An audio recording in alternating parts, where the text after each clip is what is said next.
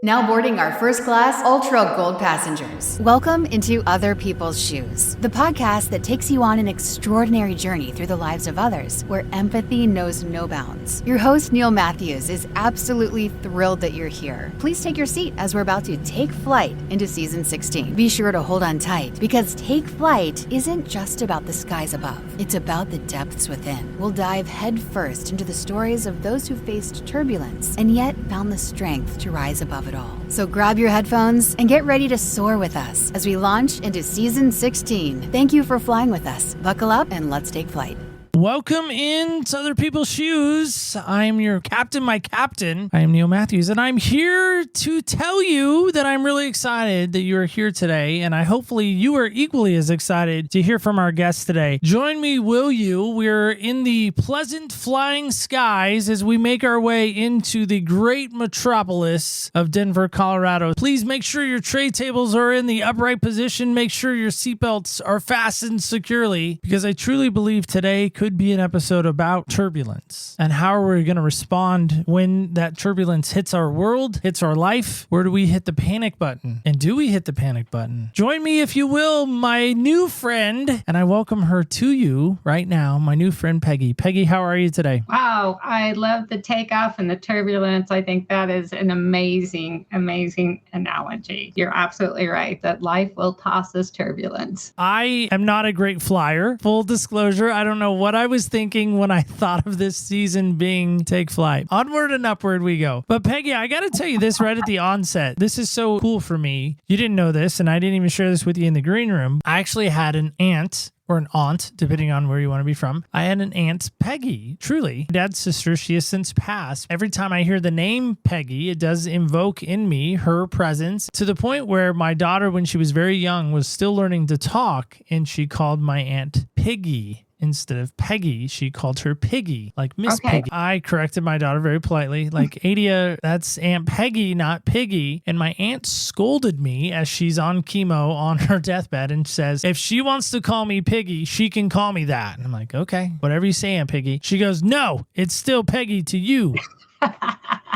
One of my favorite memories of Aunt Peggy. So anyway, here we are. So Peggy, help us with this, because I'm dying to know, and I'm sure everyone else is as well. What style of shoe do you love to wear? Very casual shoes, tennis shoes, flip-flops, or no shoes, actually. Okay, even in that Denver area where there's lots of snow and cold, sometimes still the flip-flops still, or no? No, that was my brother. So no, when I don't like being cold, and staying in Denver is really quite interesting since I don't enjoy the cold. But I learned as a Colorado native to dress appropriately. So I take my dog out for a walk. I am the abominable snowman with the snow boots, the snow pants, the snow coat, the hoodie, the scarf, the gloves, and then my dog and her short hair, but she loves the snow. So I want to go to a Rockies game. That's my goal, to get to Denver to watch the Rockies play. Okay, well, pick a winning year.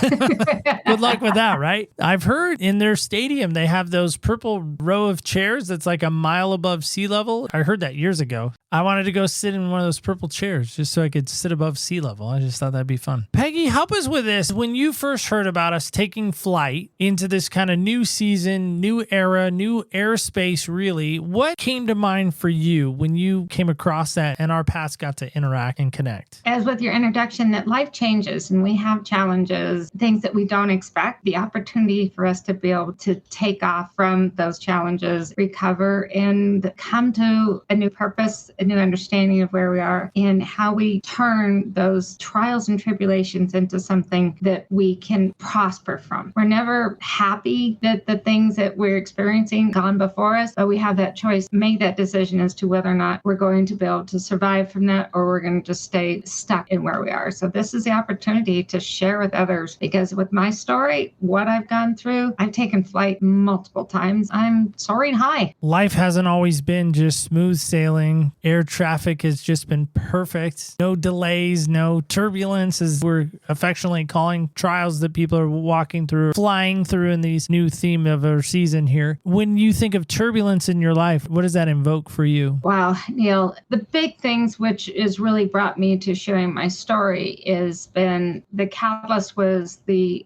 the suicide death of my son in 2018. That comes 30 years after the death of my 9-month-old daughter in a daycare accident. When my daughter passed away, there were limited resources. And my friends didn't know how to help me through child loss. Child loss was taboo. People didn't understand it. Expectations were as such that I returned back to work. Shortly thereafter, I think I took 3-4 days and they wanted me back to work. I didn't know how to grieve. My then husband, we didn't grieve the same way. It was those things, what I experienced with the first loss. And then with my son, I had known I made it through the loss of my daughter. And now I was like, okay, I'm bound and determined that I'm going to do better, be better, and also wanted to help other people. Nobody needs to go through the grief process alone. Unfortunately, in between all that, there was a litany of other losses. My dad was 69. My sister was 53. My mom passed away at the ripe age of 83. And then more recently, my brother also passed away by suicide. I'm the remaining family member. I have 2 other grown adult girls that I need to live for. And I also want to live a life. How I've come to this point in my life, knowing that there is peace, joy, happiness, and prosperity in spite of having the turbulence or the traumas and the tragedies.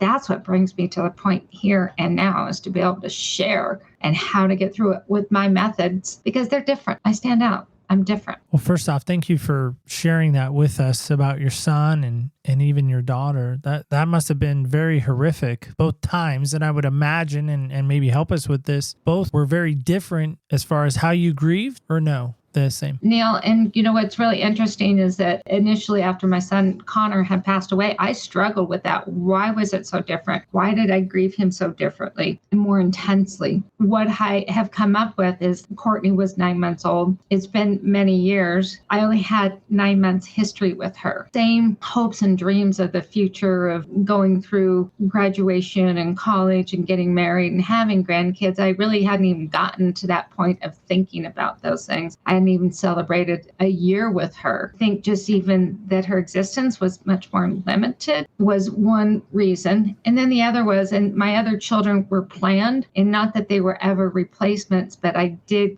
derive other joy from having additional children. My son Connor, it was very different because one, it was a decision. He made that choice. Through the research that I've come across, I learned more about suicide than I ever dreamed I would, whys and possibly what happened, what caused it. And I've learned so much more about it that even though I've done my best to figure out why, it still hurts. I think more of that future. And I think you had mentioned you had spoken with somebody, daughter. It was a total surprise when she took her life. The same way with my son. He was 24. He was getting his feet under him, finances, his life and his career. And something just really got heavy for him. I've come to learn that it was more likely that life just got too heavy, that he said, I can't do this anymore. I can't get through it. I don't know a way out. It's been really interesting to experience that and see the difference. And I've had to give myself grace in saying, this is the way it is that I've grieved them entirely differently. Suicide's a tough thing for me personally. I've heard it said that when someone commits suicide, it's the most selfish act a human being can do. Did anybody ever say that to you or share those words to you? And if they did, what should be a good response to that statement in your mind? I have seen that most definitely. I don't recall if anybody ever said it to me. I've seen it, and that's actually made me very angry. My son has not been the only suicide I've been exposed to. I had a 16-year-old niece. She was a twin, take her own life. Come to find out after her passing that she was bipolar.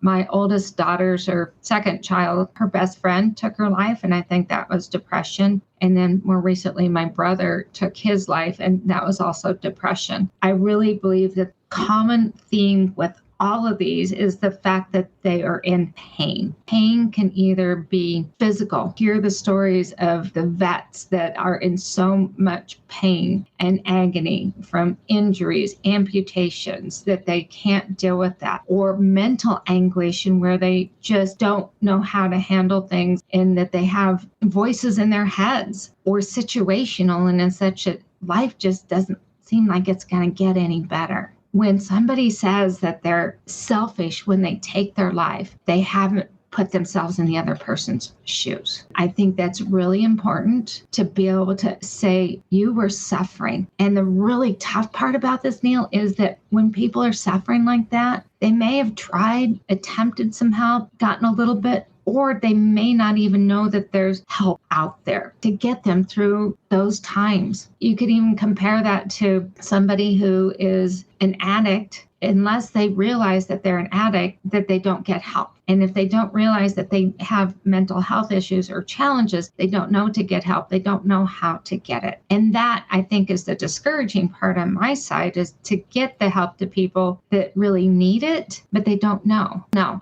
it is not selfish by any means. And I honestly believe that in their final moments, as they're doing that, they're sure as heck not thinking about you. They're thinking about themselves, about the pain that they are in. The solution to ending this pain is to end their life. It's not that they really want to die. They just want to get some relief from that pain. I mean, if you've ever had a migraine headache, think about that. Or you had a chronic injury, you sprained an ankle, or your back has been bothering. Imagine that pain not going away. I think that's the part that I love about what we get to do each and every week, is the idea to remind people that, you know what, somebody out there, even though you may be in the midst of a pain, in the midst of turbulence, even in the midst of the oxygen thing dropping from the ceiling, needing to put that on because you're freaking out because the plane's going down, there's somebody next to you that's probably just a little bit worse off than you are, I think sometimes. And to take that perspective to say, imagine a chronic migraine. I mean, I've had them. I've had some migraines. Let me tell you that I just want to sit in the dark and just sleep until they go away. And that seems to be the only answer. I never thought about it from that standpoint before, of the pain being that intense, like a migraine, because I can relate with that it's all over and that it never can go away. I wouldn't want to wish that on anyone. No. I think that is the danger, though, when you hear about somebody taking their life. Life, unfortunately, still goes on even after they're gone. Yeah. How has life gone on for you, and how have you been able to kind of rise to new heights in some respects after these horrific events?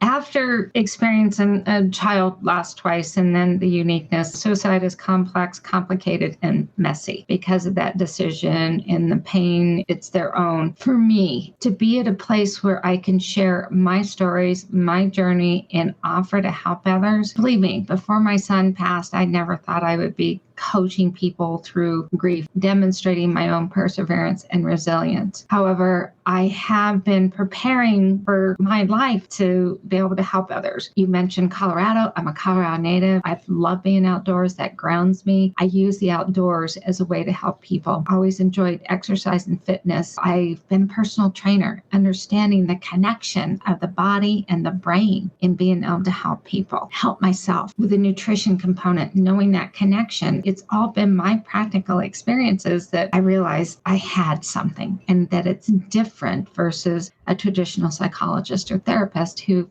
focus so much on just the mental component. I combine physical, mental, emotional, and spiritual health for complete holistic healing with a W, because I truly believe if you don't incorporate all four of those health components, you're missing the opportunity for full recovery. So on that, do you believe that there's a way to get full recovery after you've experienced a suicide with a family member or a loved one? I do.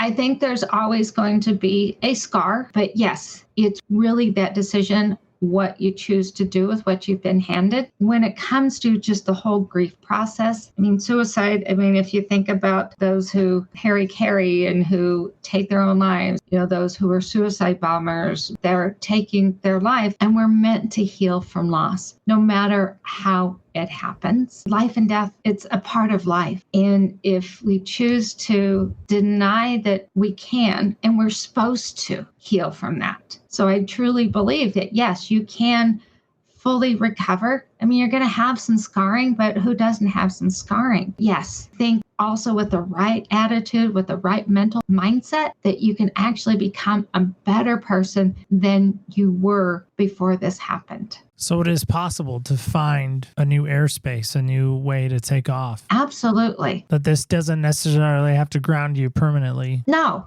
No, and it shouldn't. I mean, that is my belief that it should not. I've written 2 books, Neil. I never thought I would write a book. I never thought that I would be coaching people on this topic, bringing together the personal training, nutrition, and that belief and all the other personal growth that I've done in psychology of studying the formal education that I have. Those are all components that bring about the full recovery. Yes, we can. We'll always have that scar, but does that mean that you're not recovered? You've been able to move through it? We don't ever fully get over it. The other day I had a picture on my desk. It was taken shortly after my son passed away, but it was with my 2 daughters. And I just stared at it for a moment and said, Connor should be in that picture. And I got teary-eyed. And it's 4.5 years later. Now, did I break down and have a full crying moment? I didn't, but I definitely got teary-eyed.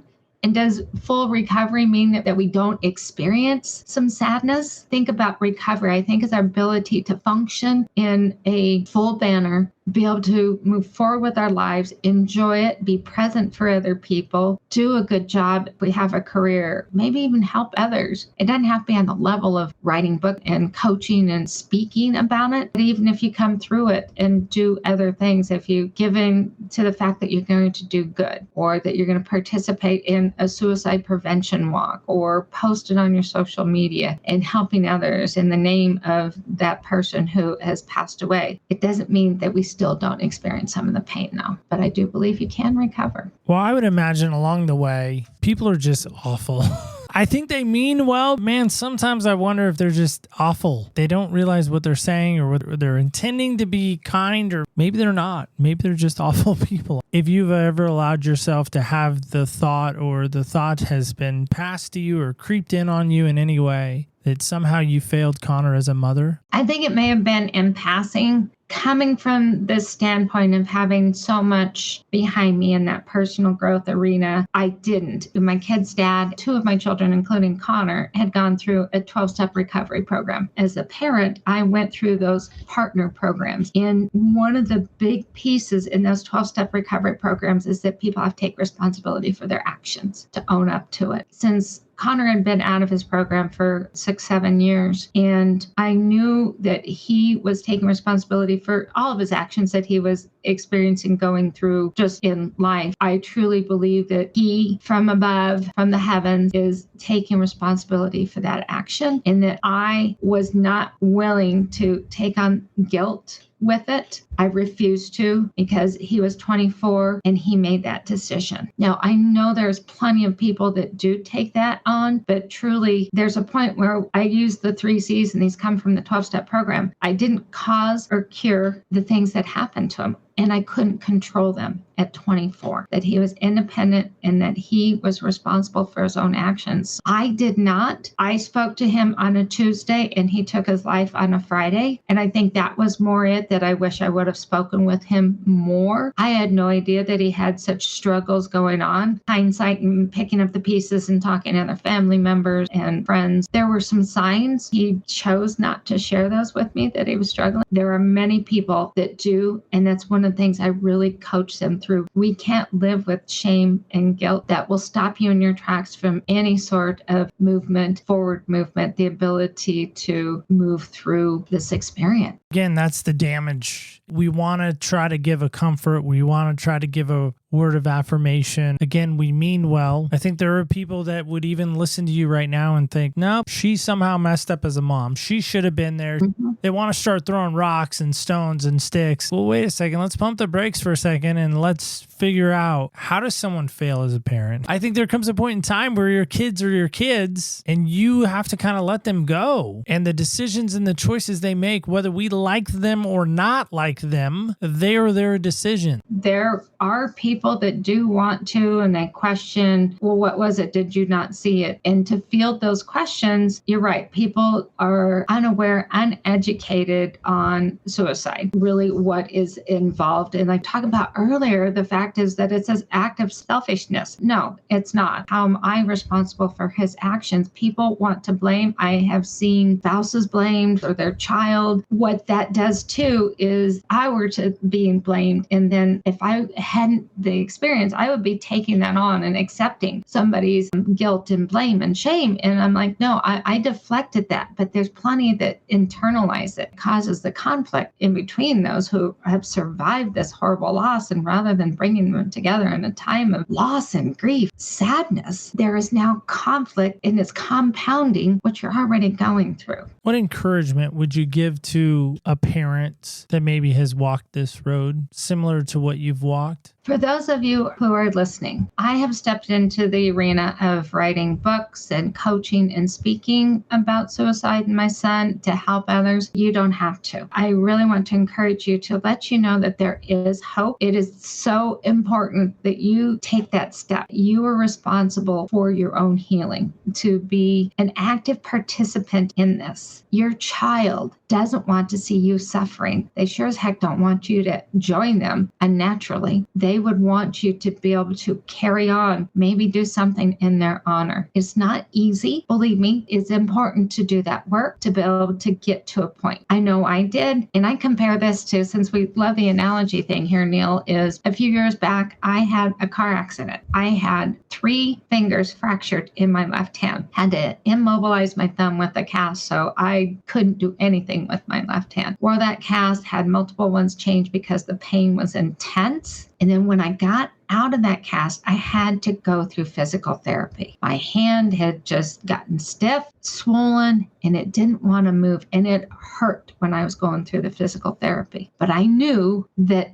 doing that physical therapy, I would regain the use of my hand again. It would be painful moving forward. I didn't know how long it was going to be. I knew if I went diligently and did the work for the physical therapy and I did my work at home, I would be able to survive and that my hand would get better. Same as you walk on this journey with your grief, it's being open to go through that and knowing that the pain is short term versus what you have left with the rest of your life. And if you really want to be able to seek peace and joy and happiness, and it's okay. It's not taboo to do this. You are meant to be able to walk through it. So there's hope. Be open to go through it and be an active participant and find those who have walked that path before you who can definitely help you and understand. When an event like this happens, at least in my experience, it really rocks people to their core. They again begin to question themselves. Maybe they don't have others judging them or questioning them, but they maybe question themselves. If I would have been a better parent, this would not have happened. If I would have made the phone call, if I would have made the email, if I would have done the reach out, if I would have done, my loved one would still be here. It's so hard. We can't give pain away, unfortunately. Not like a gift card, like, okay, and here's my pain and here's an Amazon gift card. Can't just give it away to people. People do a really good job of hiding when they are in pain. If they don't have a good support system, if they don't have a good friend around them, and even if they do, unfortunately, can make a choice that has a short-term decision, have a lifelong of consequences. That's the hard part with suicide that I've never been able to understand. Committed that act with folks that commit suicide is pain is so intense, like we were talking about with the migraine. Again, great analogy. That's a great takeaway for me to think about. So intense. It's so just, they can't think about anything else. All they can do is focus on the pain, pain, pain. And again, pain is not something we can just give away. It's not like, okay, here's my pain. Oh my gosh, it's so much relief. Like, you have my pain now. I don't have to worry about it anymore. Pain, unfortunately, doesn't work like that. My question is someone that has committed suicide or maybe struggling with so much pain that that's all they think about, I can't go another day with this pain, do something about it. How do we recognize our pain? How do we deal with that so we're not going to make that ultimate decision of saying, you know what, this pain is so intense, I just need to take my life? That's the really hard thing, I believe, Neil, with suicide is for somebody to be in so much intense pain to be able to recognize it and say, okay, this is really bad and what's my choice? And I think that's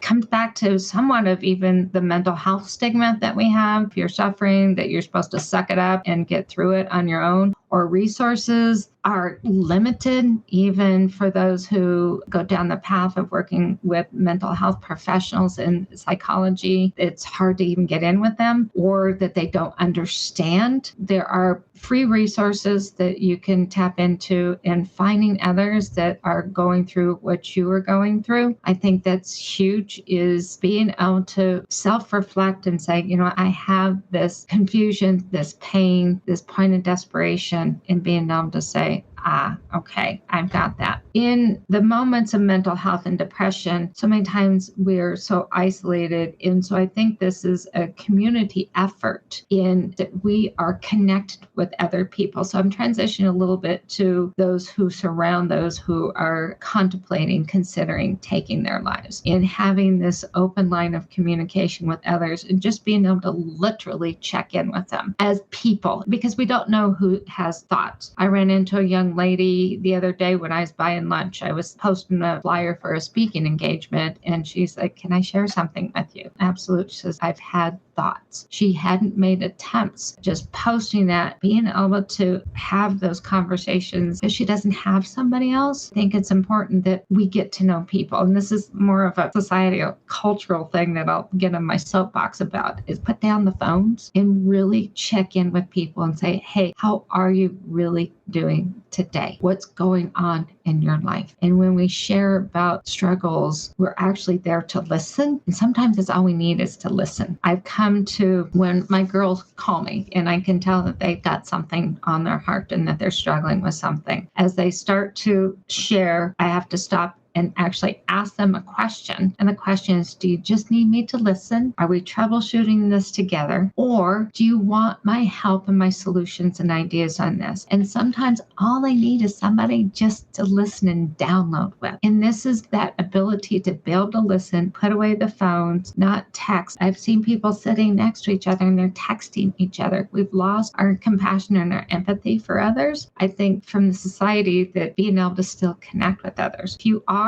contemplating, then find somebody. Sometimes that somebody, Neil, is not somebody that you're close to. They may not know how to handle it. They may just pass it off. They may be judgmental. So finding even somebody that you don't know can be very beneficial. And I just need to download. Don't judge me for this. Don't judge me because I've contemplated killing myself. I just need somebody to listen. I think that's so profound. Would go a long way for a lot of folks if we just listened more. Yes.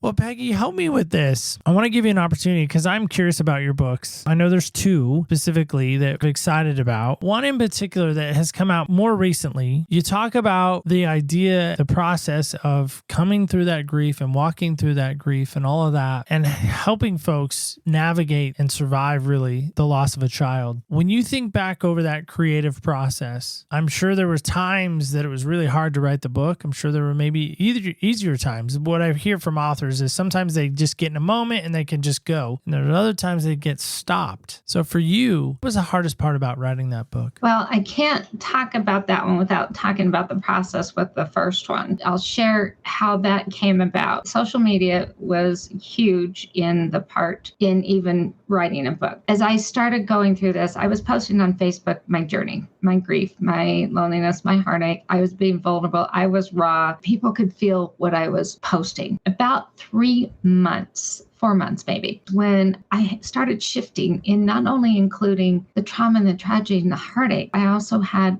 small points in there as to what I was doing and how I felt like it helped me that particular day or that circumstance. I had people starting to say, "You know what you're writing about is helping me." Not specifically about grief, but about other circumstances, loss of a pet, a relationship, a divorce, a job. They were so concrete ideas. I was encouraged to write a book. And I tell you, Neil, I have never written a book. I don't have an advanced education in literature. It's encouraged. I had a neighbor who writes a totally different genre. It's ancient Roman fiction. She told me I had a story I needed to share. So I connected with a group coaching for writing my first book. And through that, I developed a process. I learned, I'm a good student. So I learned how to write this book and how to put it together. And what came from that was all the things that I went through, essentially bringing together from Courtney's loss and from Connor's, those steps that I went through.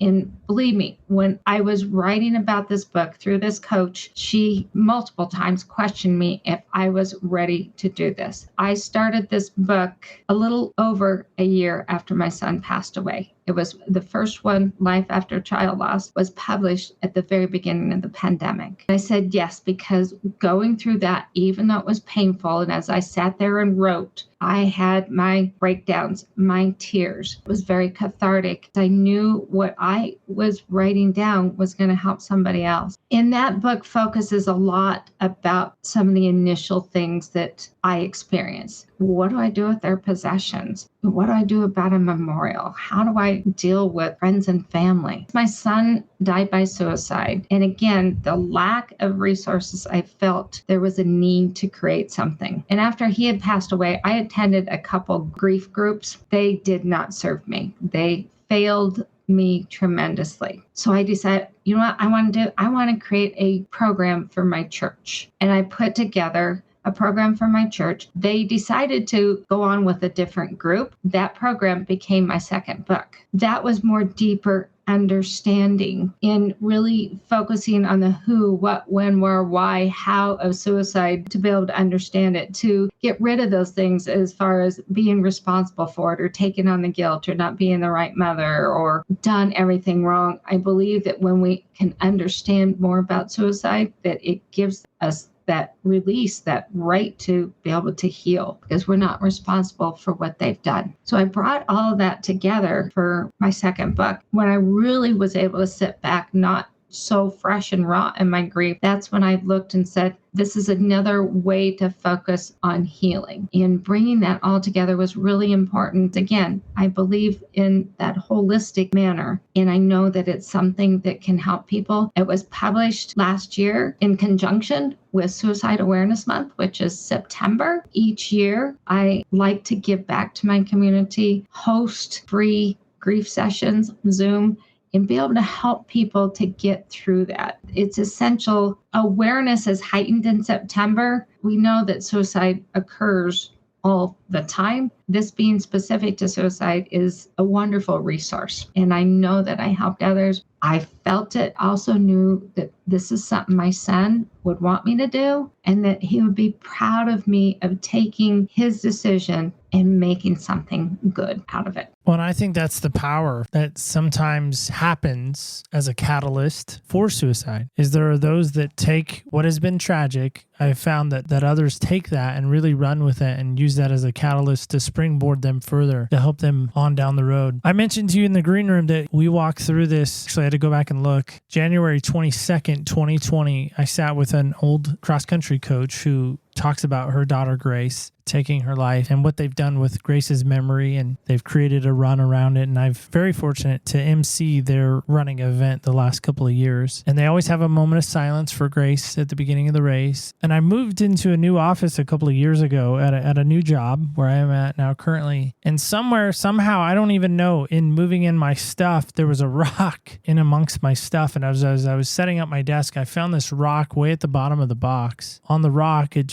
has the name Grace. It doesn't have anything else. It just says Grace on it. And I took a picture and I sent it to my friend Susan, who's the mother of Grace. And I said, just a reminder for me to run with Grace every day, to be kind to those, because that's their big thing, is kindness matters. Oh, yes. Interacting with a customer or somebody that's rude or somebody that's just, again, people are mean, they're awful sometimes. I look down at that word grace and I think, man, that person probably needs some extra grace today. That person needs some kindness today, because maybe nobody's been kind to them today. And who knows what their walk through or what they've experienced. Going back to what we say quite often is put yourself in someone else's shoes. So I really do try to practice that. You know, that makes me think of this story of high school student was walking home, had loaded up his books from his locker, was walking home. Another student, I think he dropped his books, and another student helped pick him up and finished walking him home, helped him. The student who had cleaned out his locker was headed home to take his life, just by the simple act of kindness that the student saved his life. And we never know, like you said, we don't know what they're going through. Alluded to something earlier, that people have tendency to hide their pain. We can hide our pain with grief and loss, and then eventually we implode. Or those who are in such pain that they decide that,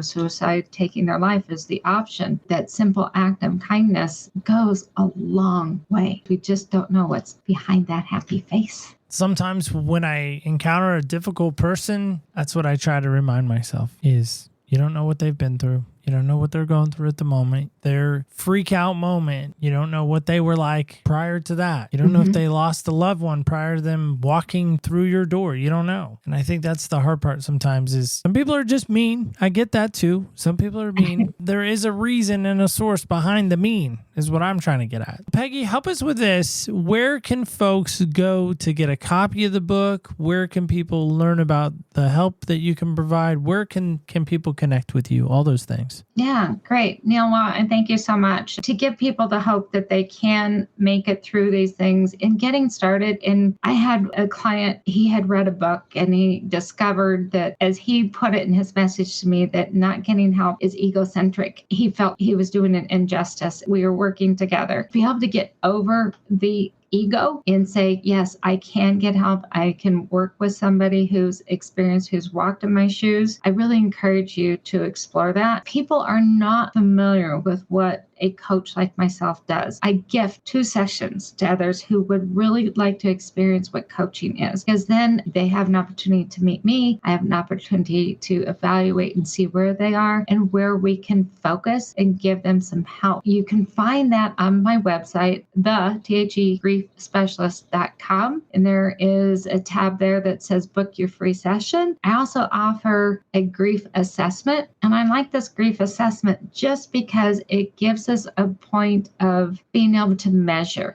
You're not measuring yourself against anybody else. You measure where you are in your process. Helps to give you an idea on what to focus on. You can retake that assessment and say, yeah, I'm moving forward. And I like that because it's all subjective. It's your opinion and how you're feeling. Down the road, it's the same you that takes that assessment. As far as the books, the second one is Survive Your Child's Suicide, How to Move Through Grief to Healing. That both the books are available on Amazon under me, Peggy Green, and you can get those on Amazon. Or if you want an autographed copy, you can order them through my website and I'll autograph it and send it off to you. I also have a Thursday Thoughts blog where I just put out my thoughts and share different tips and anywhere from the grief to the acceptance in the 4 areas of your health, physical, mental, emotional, and spiritual, where I talk about that. Talk about perseverance and resilience and how to get through the trials and tribulations that we experience. I mean, the litany, not only losses of life, but I've been through a divorce, I've had some car accidents and other physical things, financial challenges. When I pile all those together, that's a heavy burden, but yet I am here. That's the proof that you can, and there is hope. Check out my website, sign up for the Thursday Thought, schedule a couple sessions with me. That's where we really get to focus on you. It's customized, helping you. I give you tools and resources to help you through the present circumstances, but also arm you for the other things that are bound to happen. Life isn't smooth sailing. We've talked about that, but it's not smooth sailing. You'll hit some turbulence. You'll have delays in life. And if you can be armed with the tools and resources to face those delays, then you are going to just soar and be able to enjoy life, help others, and influence others. Again, I encourage you to reach out to me. I would love to chat with you, get to know you, and help you. Love that. That was so good. You got it all in there. Just... It's my fun sound effect. One neat bow. Yes, it was a very nice, neat bow. That was very kind. Peggy, as we start to wrap up, we like to do some silliness. I know we've had some pretty heavy stuff, so I feel like we need some laughter because they say laughter is the best medicine. Somebody said that. Do you believe that? Yeah, I really do. And that's just the whole thing is I believe in the connection between body and mind. Laughter, it produces endorphins, which then help with the mind. Yes, I've gone through this grief. I still laugh. And it's okay. You're supposed to. See you pulling out a cup. I think there's some random questions on pieces of paper in that cup that you're going to draw. Well, not so much a random piece of paper. There is a cup and it is broken. I tell this story quite often. It used to sit on a shelf here in the room. For whatever reason, the shelf fell off. It just stopped holding. I don't know what happened, but this cup that I've had for a very long time was on it and it broke. It actually broke right down the middle. You can kind of see it here. It kind of got glued back together. It's a broken vessel and it's still, even though it's broken, it still can serve a purpose. It's a great reminder to me that even though we're broken, we can still serve a purpose. So yes, so we are doing this thing called Senseless. They're airplane themed questions this time around. So here we are, Senseless. So they're very much airplane themed questions. We went to the vault. We got in a brainstorming session. You don't have to answer all 6. We're going to do it randomly. So here we are. And you got, I don't know if it's lucky or not, but number 6. So there we are. Number 6 is this. Now, I'm guessing you've flown a few times or two. I hope. This might fall flat if you haven't. If you have, hopefully you can help us with this. How would you make the safety announcements more entertaining? Oh boy. I can tell you how I was impressed by somebody getting the attention to do safety announcement. Okay. They did was say, hey, folks, I found a wallet up here. Anybody want to claim it? Does anybody want to claim it? I think there's some money in it. And everybody looked forward and got their attention. So I think that was a good way. And to include the humor and make it different, because we've all heard it so many times, and to have some humor about it. Yeah, I've heard them do different voices. They'll do like a cartoon voice. Yeah, I mean, I'm with you. They got to do something more exciting to, again, grab our attention. Or here's the thing. We all know what's happening, but there's always that one person I feel like on the flight that'd be like, wait, so we're going to go over water? What happens if we go over water again? They're just absolutely clueless because they've never flown before. But I think nowadays, almost everyone's flown. No? No, I don't think so. Okay. There are people have never flown.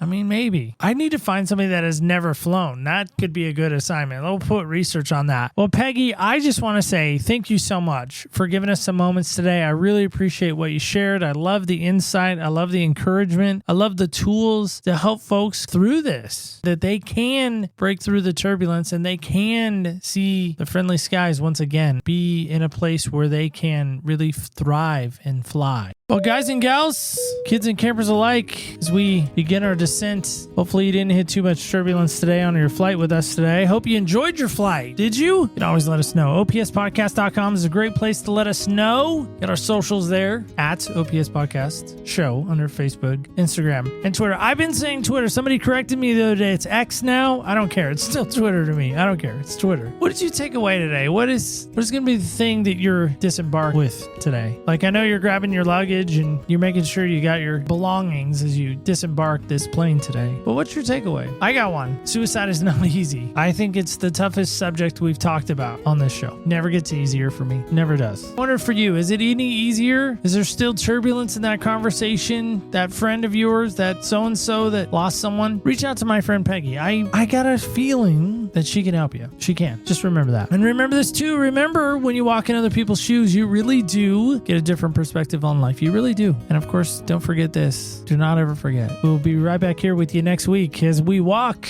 in other people's shoes.